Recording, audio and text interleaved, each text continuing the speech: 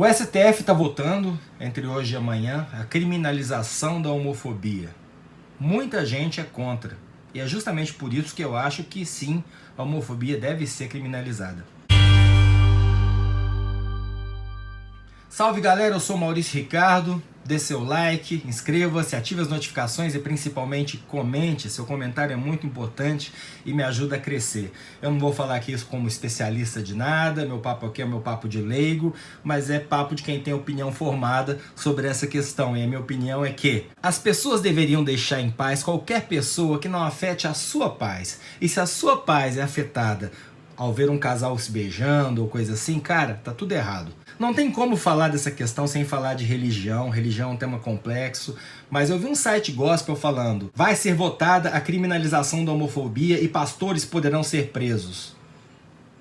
Como? Por que seriam presos se eles não falarem nada de homofóbico no púlpito? Eu gosto de lembrar que a condenação aos homossexuais prevista na Bíblia está lá junto com a condenação aos fornicadores, aos que praticam sexo antes ou fora do casamento, aos que se divorciam, tá tudo lá. É abominação perante Deus do mesmo jeito. Entretanto, se você quiser buscar brechas na lei, você vai encontrar na Bíblia várias razões para você sequer tocar nesse assunto no púlpito. Mas se for importante para você, eu achei interessante a abordagem de um outro site falando sobre o tema, onde o cara falava assim: olha gente, a questão é não condenar o homossexual, mas você, com base na Bíblia, lá dentro da igreja, explicar para eles: olha, você vai estar vivendo em pecado. Para mim tá tudo bem se você fizer o mesmo com todos os outros pecados, porque vários deles foram sendo aceitos à medida em que a sociedade foi mudando. Vale lembrar que um monte de coisa que deveria ser pecado não era, como por exemplo a escravidão, que existia na época em que os vários livros da Bíblia foram escritos e, portanto, tem várias citações sobre como agir com escravos, como se fosse a coisa mais natural do mundo. No início do século passado, o divórcio era pessimamente visto, o segundo casamento era uma coisa horrorosa. Hoje é normal. O nosso presidente, que combateu tanto o chamado kit gay, e usou isso até como arma de campanha, está no seu terceiro casamento, casado com uma evangélica, ele é católico. O catolicismo só casa uma pessoa uma vez. Pronto, acabou. A ideia é incluir no artigo 20 orientação sexual numa lei que já fala: é crime praticar, induzir ou incitar a discriminação ou preconceito de raça, cor, etnia, religião ou procedência nacional. E eu pergunto, por que não?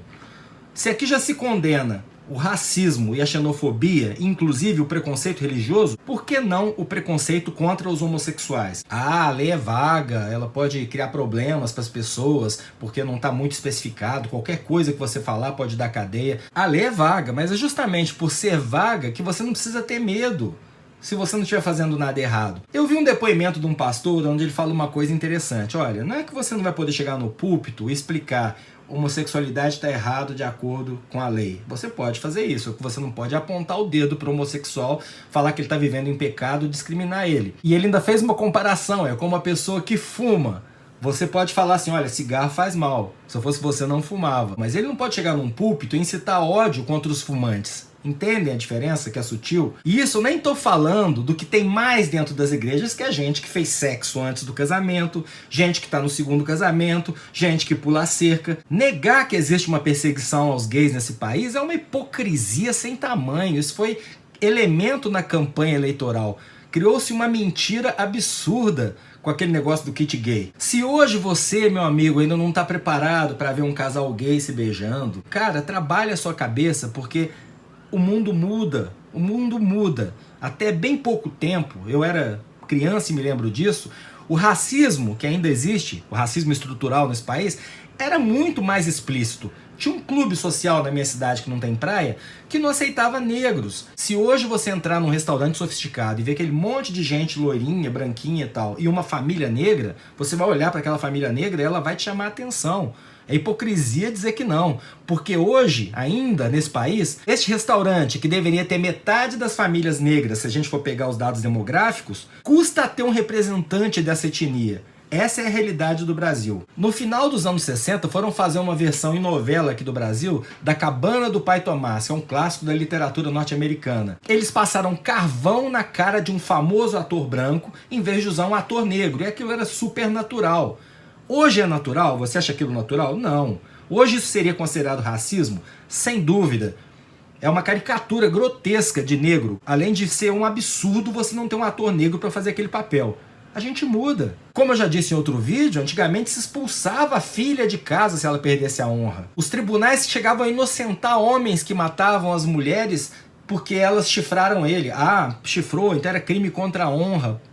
Tava lá. Era a realidade do Brasil. A gente não quer isso. Quem não deve, não teme. Se você não tem preconceito contra homossexuais, você não tem que ter medo da criminalização. É o bom senso mesmo que tem que acabar prevalecendo no final. Agora, colocar aqui orientação sexual junto com raça, cor, etnia, religião ou procedência nacional é justiça. É justiça porque, se a gente está falando aqui de minoria, de crime de ódio, não tem nenhuma minoria que sofra mais crime de ódio nesse país do que o homossexual. E, inclusive, a gente registrou um retrocesso nesse país quando vieram com esse negócio de ditadura gay, pauta gaysista e outros absurdos que a gente teve que engolir goela abaixo. Orientação sexual é orientação sexual.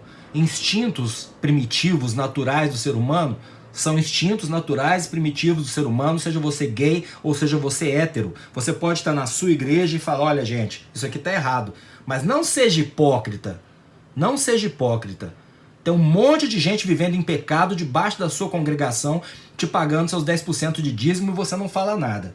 Pelo contrário, faz até casamento aí de gente que é católica, porque nesse aspecto a igreja católica pelo menos é mais coerente, não deixa casar de novo. Mas um monte de gente que é casado na igreja católica depois vai casar em outra igreja de véu e grinalda como se nada tivesse acontecido. Hipocrisia. Jesus pregou o amor acima de tudo, é o maior e único mandamento, então não venha com religião. E quanto à questão moral, fica tranquilo.